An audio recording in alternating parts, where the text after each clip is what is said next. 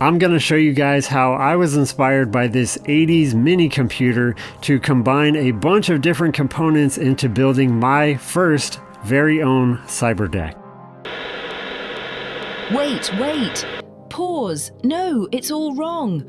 Come on, man! No one wants to watch an hour-long video about a Cyberdeck you built. Well, someone might. Maybe a few people at least. Okay. What if we do a compromise instead? Okay, hold on. Wait. I gotta do something first. Stay right there and I'll be right back.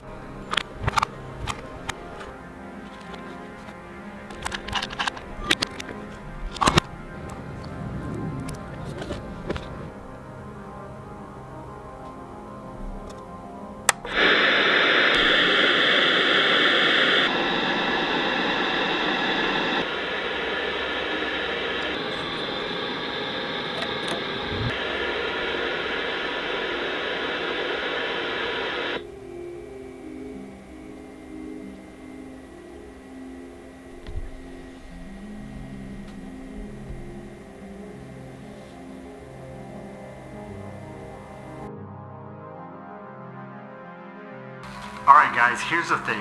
I made this video way too long. So instead of just showing you how I made it and then showing you the thing at the end, I'm just going to show you the thing, how it works and its features. And if you want to stick around after that to see how I built it and why I made the decisions that I did, then feel free to do that. But if you just want to see a cool thing and then take off, that's totally fine too. Anyway, here we go.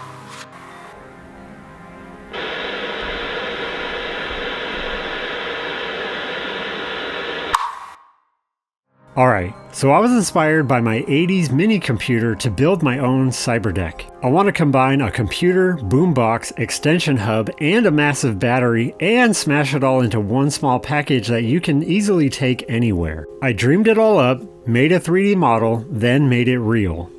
It has a hinged clamshell design that unfolds like a laptop. It can even open 180 degrees. It has a magnetically attached Type-C port for secure and easy installation and removal of your phone. The hub and wireless peripherals connect automatically when the phone is installed. It has an easily detachable, magnetically holstered QWERTY wireless keyboard with touchpad. It has a Type-C hub, 3 ports to plug in any accessories you might want. It has a 10,000 milliamp battery bank so you can charge your phone while you use it, and you can also charge the wireless keyboard from it.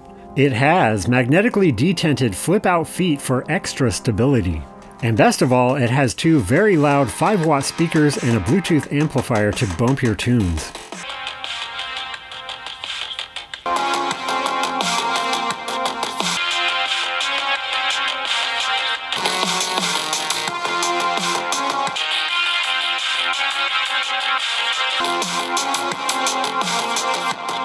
And of course, it's perfect for playing games or watching movies. All this in a very portable package that is easily lugged around by the integrated carry handle. Alright guys, that's it for my TED Talk. Thank you for coming. Stick around if you want an extremely in-depth explanation of how this project culminated, a full 3D model breakdown, all of my design choices, and all the efforts it took to bring this to life.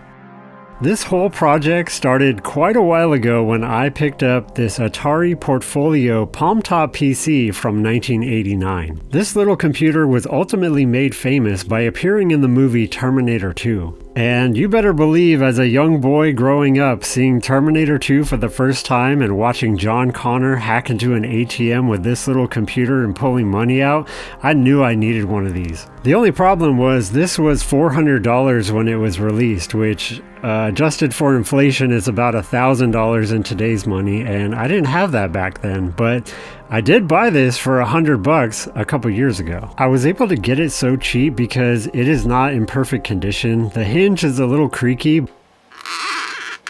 but overall it's in pretty good shape. But the real amazing thing is that it still works. This thing is 36 years old and it still works.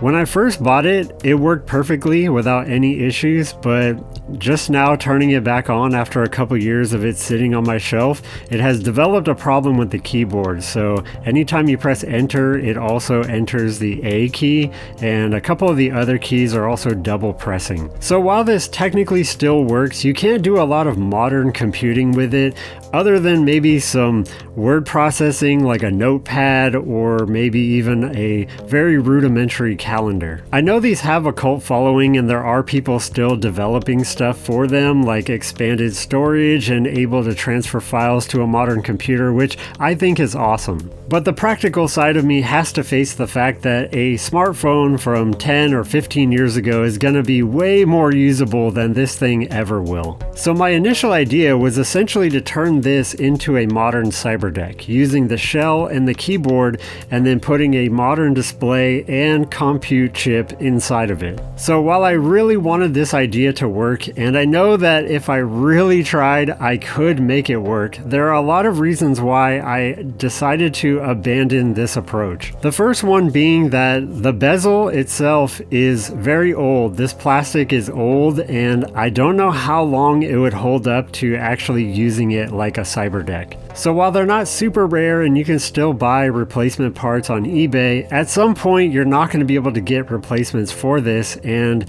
if the plastic is brittle and it's cracking and breaking and the hinge is going to break, then this is not a good platform if you're actually going to use the device. The other thing is that it is very small. There is not a lot of room underneath the keyboard to fit a computer. There's basically only like 5 to 7 millimeters of space, and you would be hard pressed to fit many computers. You're not going to be fitting a Raspberry Pi or anything like that inside of this case. The most practical and the cheapest method for getting a very tiny computer inside of this little case would be to essentially just use a more modern cell phone and put it inside of the case. I think the screen has a very distinctive look, and if you change that with a modern cell phone like this, it's going to look very different, and it's not going to have the same 80s aesthetic and appeal and look as this thing as a complete unit already has. The other problem is that I wanted to retain the original keyboard, and to do that I would have to create an adapter that would go from the old style keyboard to a wireless or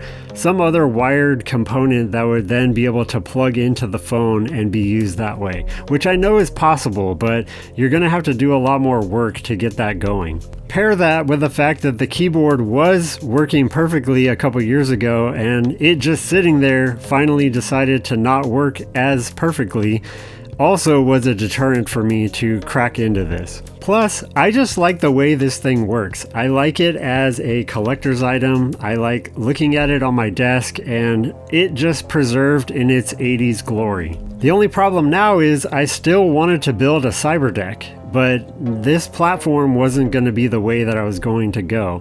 And since I was going to be essentially just putting a phone inside of this case, I figured why not build a case around my phone? So my goal then changed to essentially making a modernized version of this old 80s palm top PC. I essentially wanted to make a mini laptop that also had a boombox inside of it that also had extra battery power.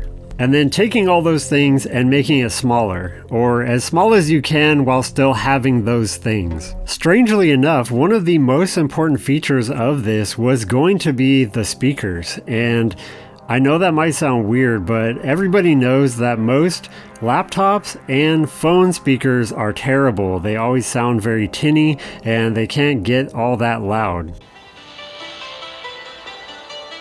When I first designed this, I had a very good use case for needing external speakers with my phone. And yes, I could have just bought a Bluetooth speaker and carried that around separately, but I also wanted to build a Cyberdeck, and why not just incorporate those into one package? So because the speakers were an integral part of this whole Cyberdeck, I bought a couple different speaker sizes because I wasn't quite sure exactly how big I was going to make this whole Cyberdeck. I bought one set of 1.5 and two sets of 2-inch speakers, and it actually was the cheaper 2-inch speakers that sounded the best in my opinion. The 1.5s just didn't have the volume and they sounded a little bit tinnier in comparison.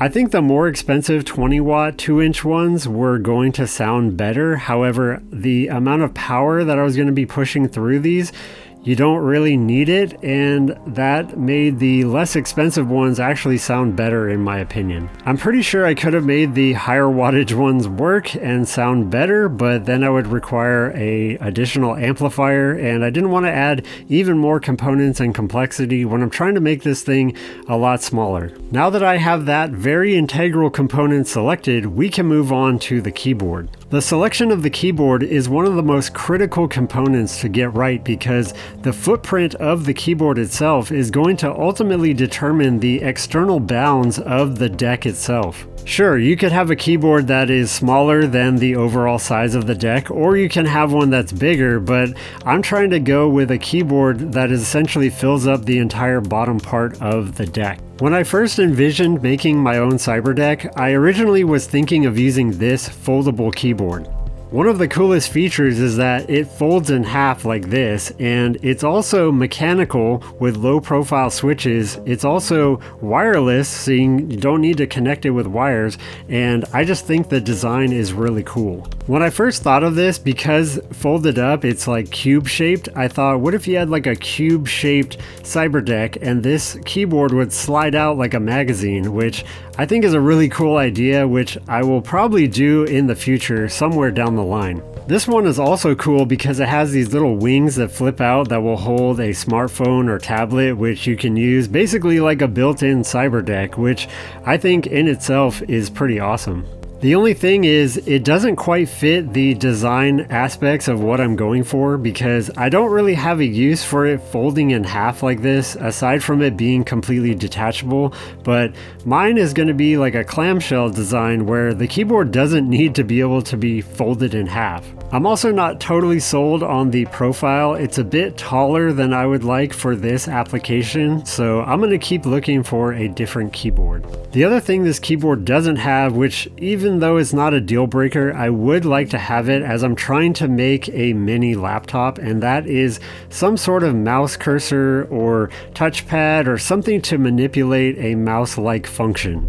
Now, if you're watching this video, you're probably into Cyberdecks or are maybe thinking of building one, so allow me to go on a little bit of a tangent about these keyboards as I do have quite a few of them and I have some thoughts on them. Can you essentially make almost any keyboard work with a Cyberdeck? Yes, you can, to varying degrees of difficulty, and I think that if you're just getting started or if you want to take a much easier approach, this company, which I'm not sponsored by, I bought all these with my own money and all that, this company RII or RE or however you want to say it, they make, in my opinion, some of the best Cyberdeck keyboards. Now, I don't want to turn this video into a debate on what is or isn't a Cyberdeck. I'm in the camp of everything being more inclusive of like, if this is Cyberdeck adjacent, then that is just include it. Like, it's cooler to look at and see a bunch of things that are more Cyberdeck-like than being a gatekeeper and going, oh no, that doesn't have this, or that's just a phone with a keyboard. Like,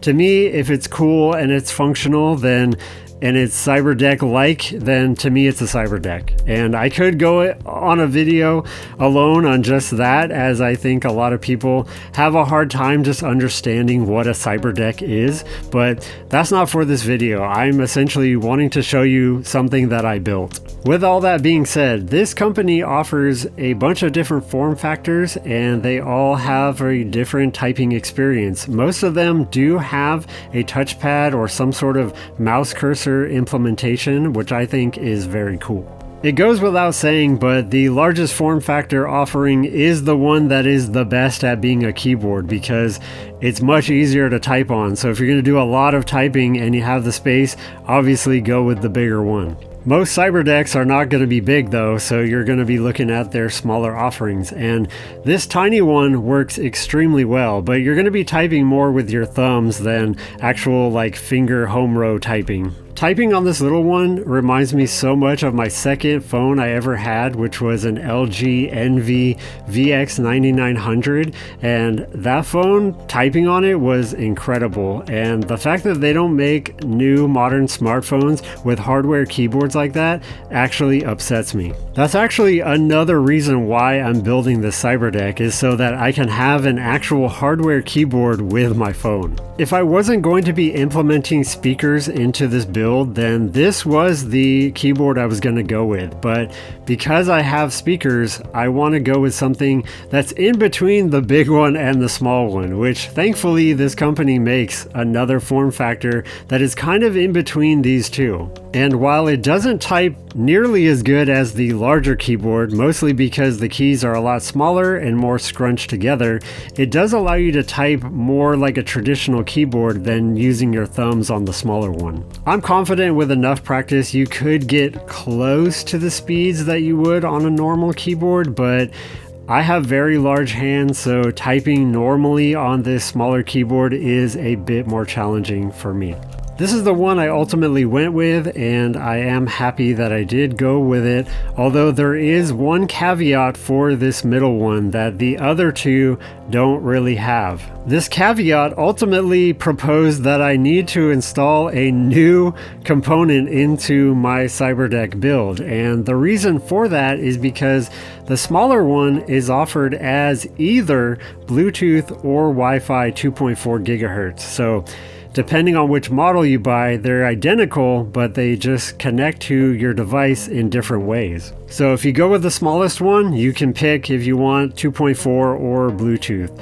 The largest one has both Bluetooth and 2.4 built into it, so you can switch between the modes. This middle one, however, is only available as 2.4. There is no Bluetooth option. It's possible that at the time you're watching this video that this company has actually made this in a Bluetooth version, but when I was designing and making this Cyberdeck, this was only offered in 2.4 gigahertz, which did pose a problem for me because I would have preferred in getting this with Bluetooth. This poses a problem because how am I going to connect the USB dongle to my phone without some way of connecting it? So I was forced to essentially integrate a USB hub into my design, even though I wasn't really planning on doing that from the jump. I really wanted this keyboard to work because in terms of the form factor, it is nearly perfect for what I'm going for. So of course I was going to try to implement some sort of hub to get this to be able to connect to my phone. This keyboard does have a fatal flaw in terms of its design and not in terms of the way it works or its functionality or anything like that. Just purely the layout of the keyboard, which I will go into a little bit later when I'm actually using the device. Another design element that I didn't really think about until I was faced with the actual things that I was going to be building this out of was I could have gone with these smaller speakers and made it quite flat, but now I have to integrate a hub, and if I'm going to do that, I need more space, and if I'm going to do that, I might as well go with the bigger speakers because they are an integral part of this design. I want the speakers to be a lot better than just some cheap tiny little speakers. So now I have a lot more room. I essentially have all the room of a smartphone, but just depth-wise. So I essentially could put two phones into that space, and what better way to fill up that space? Of course, I could have used an amplifier and gone with the better speakers, but I think what would be more important would be to use more battery. So I figured in that spot, it's almost perfectly shaped to fit a power bank. By adding this, I can essentially triple the runtime of my phone, and it's not going to make the case any larger because I'm already going to have that gap behind the phone. It's funny because I wasn't originally planning on adding a power bank, but then again, I also wasn't originally planning to add a USB hub either. And this project seems to just keep growing in size and scale. And I wanted it to be kind of small, but eventually it became what it became. Hopefully the last component that I need to stuff inside of this Cyberdeck is a way to make the speakers actually output audio from the phone. I have a lot of these different Bluetooth audio boards, and some of them are wired, some of them are wireless, some have analog knobs to them, and ultimately I went with one that is very small and it's low power, but it still outputs quite a bit of volume. I could have went with a more high-powered amplifier, however, I'm only running 5 volts here because of the phone and the power bank. I guess I could have gone with a boost converter and gone to a 12 volt system, but that's just more components, more complexity, bigger components and all that. So I wanted to keep it simpler and I went with a very small Bluetooth device. So the keyboard is going to be wireless and the speakers are also going to be wireless, which makes this a little bit more modular in its design. Okay, now that I had all the components, all I had to do now was the hard part, which was design the thing that holds all the components. Even though I'm only showing you my finished model here, trust me, this took a very long time to make and it took many iterations. I'm talking 2 to 3 months, and some parts had like 10 to 15 reprints of just trying to get the tolerances correct. So even though it looks like I'm just making this one shot, one go, that's not how this went. And if you're making something pretty complex, that's never how it's going to go. I essentially made 2.5 of these when I was done because I made a first prototype and then changed a bunch of things, made another one, and then changed like half of those things. So I essentially made this thing almost 3 times before I was done, quote unquote. Anyway, here's how I made it. I essentially modeled the components. First was the phone, which is one of the most important parts because getting this perimeter to be correct was very critical. If you make it too tight, your phone's not going to fit at all. And if you make it too loose, then your phone's going to be flopping around in there like a hot dog in a hallway. Please believe me when I say this took a lot of iterations, and I mean a lot. These are only some of the test prints that I made to get this perimeter to fit correctly. Not to mention, I decided I wanted to change phone cases in between the build of this, so not only did I design it once, I designed it twice. If you notice, I got 3 cutouts, one for where the phone plugs in, one for the power, and one for the volume buttons. And next we're on to mounting the power bank, which is going to go behind this. So as you can see, I have provisions for where the power bank is going to slide in there, and down there you're going to see where I have provisions for where the USB hub is going to fit inside in between the power bank and the phone, but off to the corner. I initially printed this way too tight and it wouldn't fit at all, so after a bunch of revisions I got it to fit pretty well, and even though there is some tolerance there, it is more than enough to be held captive in that spot. Next up is the Bluetooth speaker amplifier, and that has a hole in the PCB for a screw, which I then made a hole for that, and then a perimeter to prevent it from turning on that one mounting hole. After that, we're going to put the power bank in its slot, and of course I also made this too tight when I first printed it, so now there is a small gap which makes it go in a lot easier. The next critical part for alignment is going to be the magnetic Type-C port, and that is a very critical part because depending on where you put this, it's either going to be too close to the phone, which then is not going to allow you to install your phone, or too far away to where it is not going to make connection. I've seen a lot of people talking about how these magnetic connectors are going to like blow up your phone. I've been using them for years.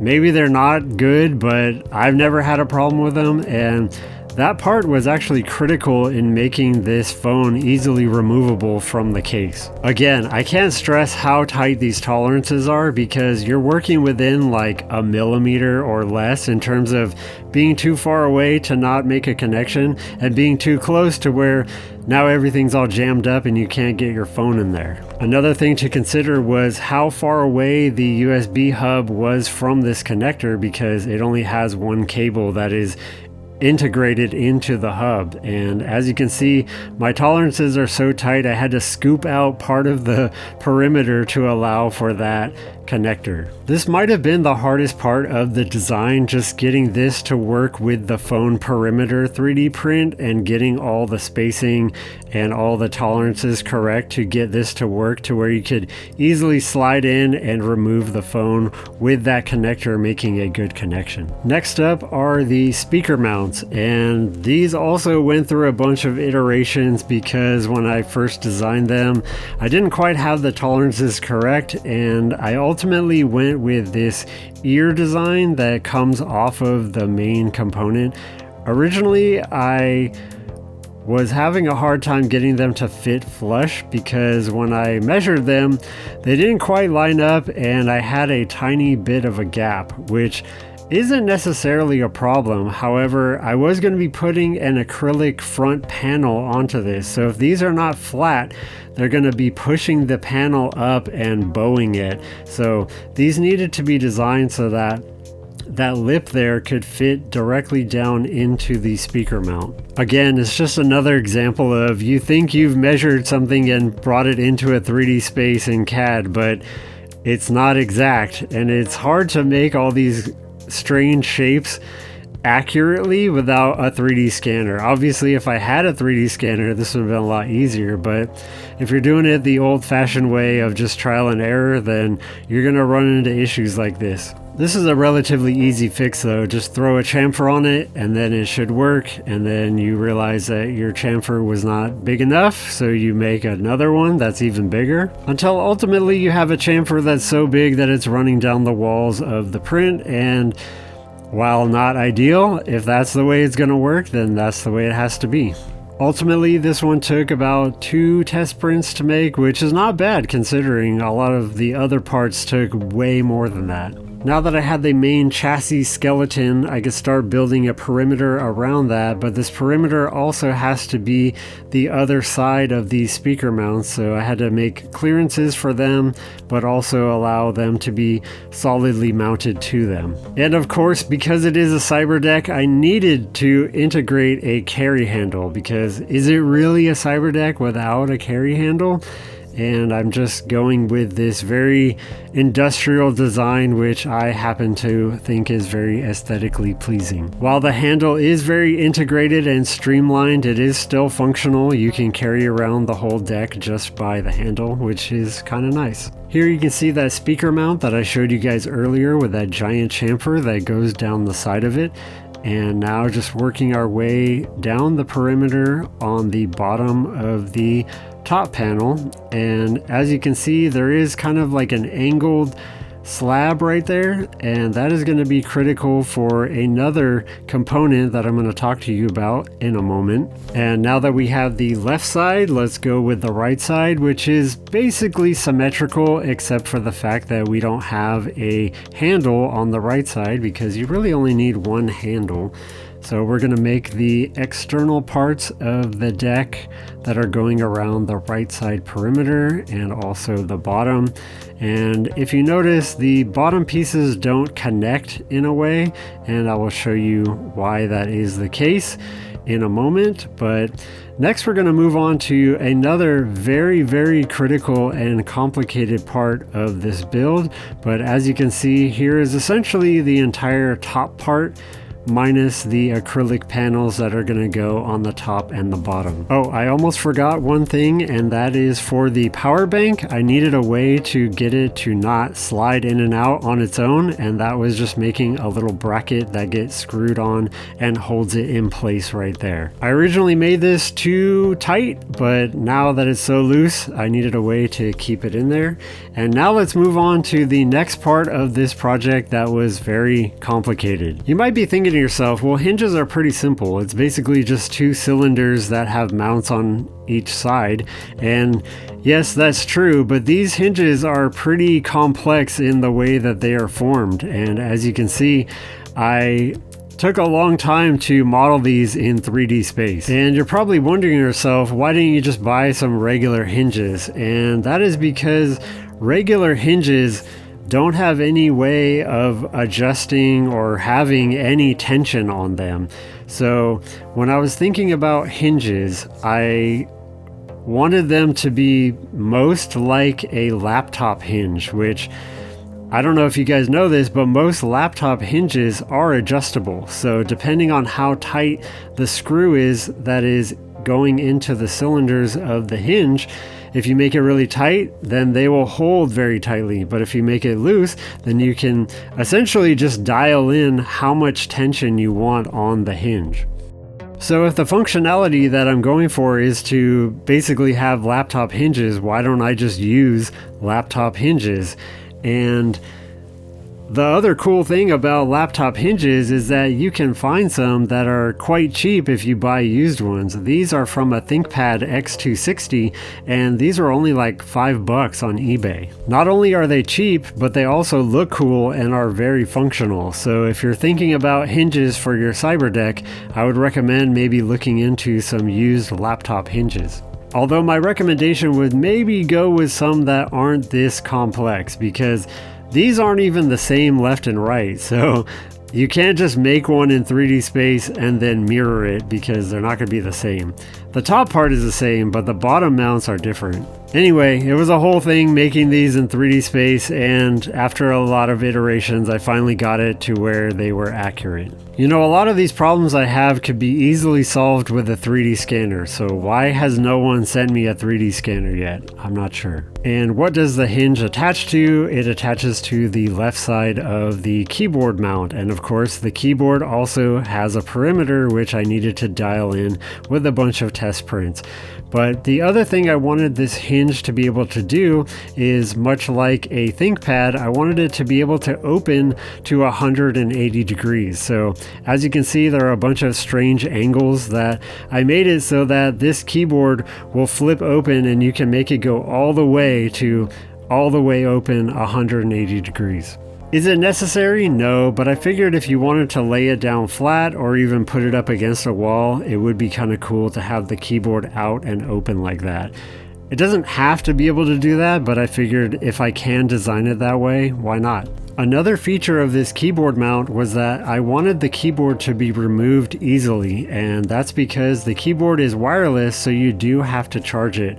I think I do have it so you can plug it in while it is sitting down on its base, but I also wanted it to be removable because what happens if you wanted to set the Cyberdeck further away from you and you wanted your keyboard closer to you?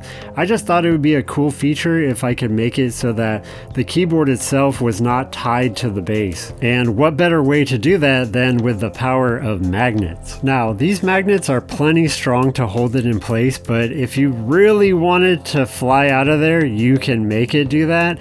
But as far as most use cases, it's a pretty solid mount while still making the keyboard very easily removable.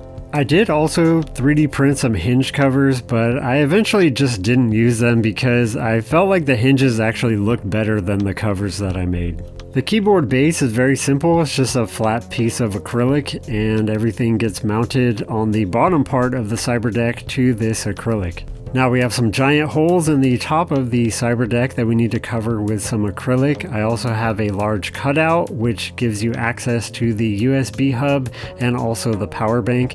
You can also take a photo with the phone inside of it, and it is not obstructing the lens at all. I originally had a one-piece acrylic for the top, but I went with this two-piece design with the split being where the buttons for the phone is, and this also made it a lot easier to grab and remove and also install the phone into its holder. The only things left are the bottom panels and the top panels, and the bottom just gets a 3D printed part which is also chamfered to make it easier to grab the phone. This bottom chamfer piece was actually pretty hard to make in Fusion 360. I don't know why the chamfer tool was not like lining up, and I had to make it out of like 2 or 3 different pieces in order to get it to line up correctly, but I eventually got it. It was just a little more challenging than I figured it should have been. This top piece used to be one piece of acrylic, but because I wanted to design a chamfered area for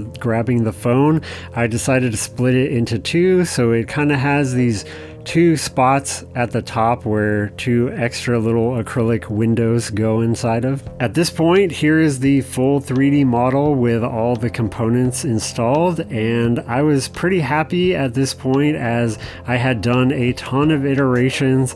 And I mean, I don't know how many hours I spent on this 3D model, but this is by far the most complicated 3D model I have built. I don't know if you guys saw my last video with my 3D printed battery enclosure for my e-bike, and at that point in time, that was the most complicated 3D model, but this thing blows that out of the water completely. This thing is insane compared to that. And much like you, at this point, I thought I was finished. Here's my completed model and everything is looking good, but I was wrong, because as I was making this, I thought of one potentiality that I wanted to make up for.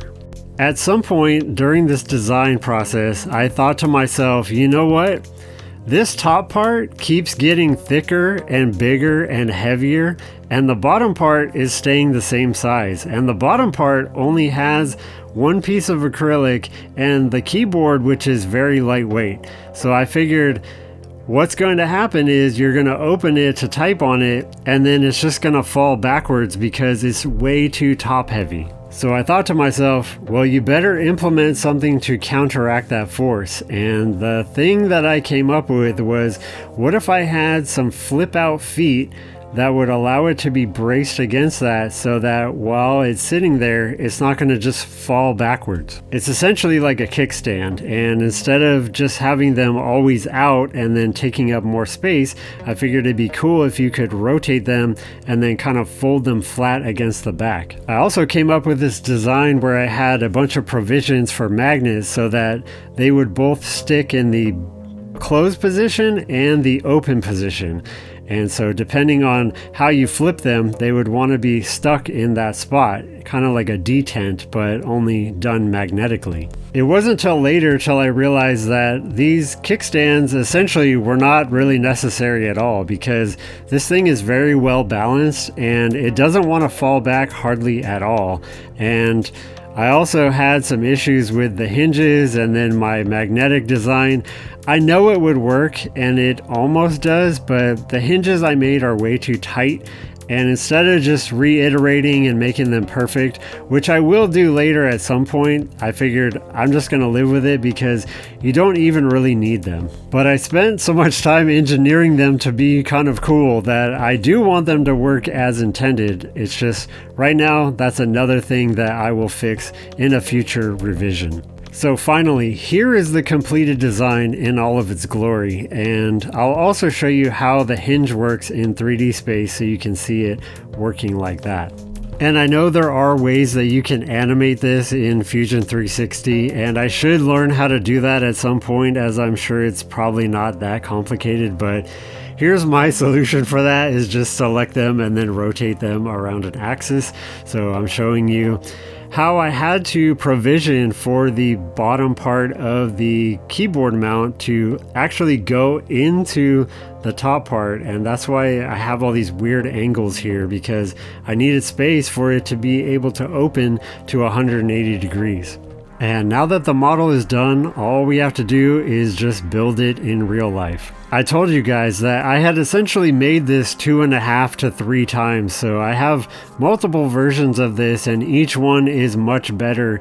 Even just being able to install the components has gotten easier. The final piece was just waiting for my hardware to show up, because even though I had Chrome versions of these, I decided going with black was going to look even better. So sometimes just having the right hardware can take a build that's really good and then just bring it up a notch.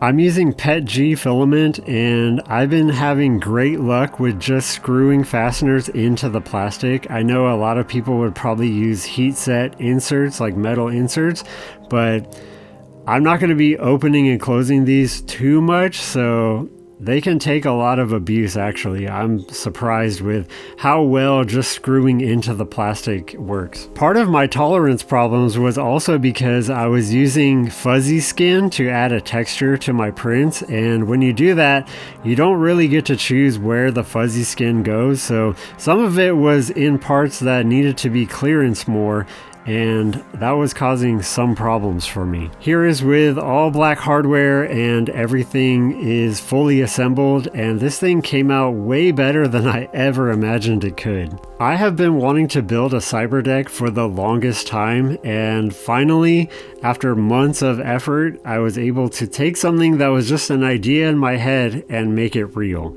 Now just let me show you its features and how it functions. The fitment of my phone is pretty tight, but I didn't want it to be able to just flop out easily, and this might be a revision I have in the future because I did make a provision for a magnet, so I might be attaching it via a magnet in the next revision, but for right now it presses in very easy, and it's very easy to get it to interface with the magnetic connector. Connecting to the speakers is super easy and automatic. Once you plug in the phone, it powers up the USB hub, which is then powering up the audio Bluetooth speaker device. So then it just automatically connects to your phone like almost immediately, and you can just play music and it sounds great. Now, when I say great, I mean in comparison to a regular phone speaker. Of course, if you have like a giant stereo system, it's not going to be able to compete with that. But for how small these speakers are, they do get very loud and it still sounds pretty darn good. I'll show you a few clips of just the sound from my camera, which the mic on my camera is terrible, but it will illustrate the difference between a regular phone and these speakers. My camera's microphone is not going to be able to do it justice, but trust me, it sounds way better than just my phone and also gets way louder. For what they are, they actually sound not that bad, but we can make it better.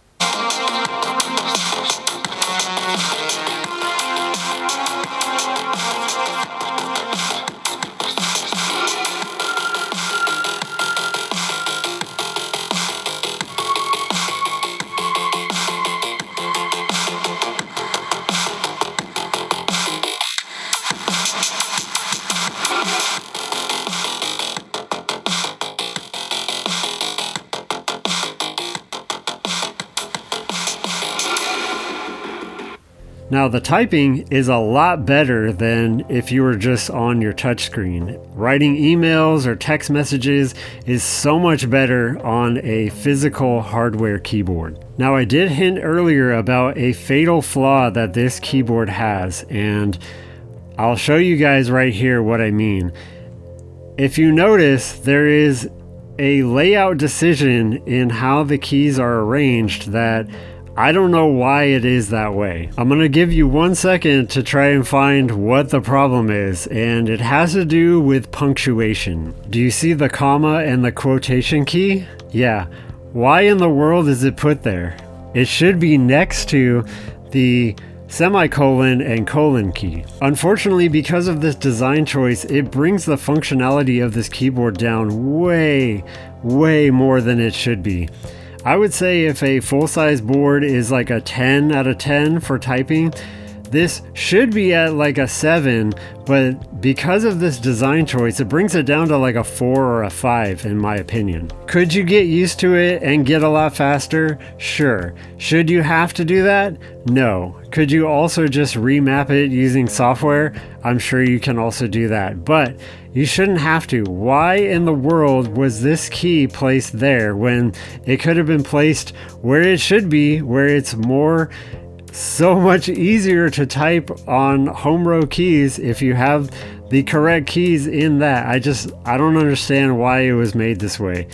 And it's like, yeah, there's not enough room on that row, but just make more room on that row as opposed to changing it to a completely, it's like not even in the same zip code. Anyway, rant over. It's still way better than typing on glass, but it is not as good as it could be. The touchpad works great, except there are some times in some apps that it doesn't work exactly like you would think it would, and that has nothing to do with the keyboard. That has to do with how the people coded the apps. I don't use YouTube on my phone all that much, but I mean, what is going on with this timeline? Like, how is this so unintuitive? Like, on the desktop app, you just click where you want it to be, but that doesn't seem to be how it works on the app. I don't know. I tried using it with a touchpad, even my finger. I was like, okay, this is just stupid.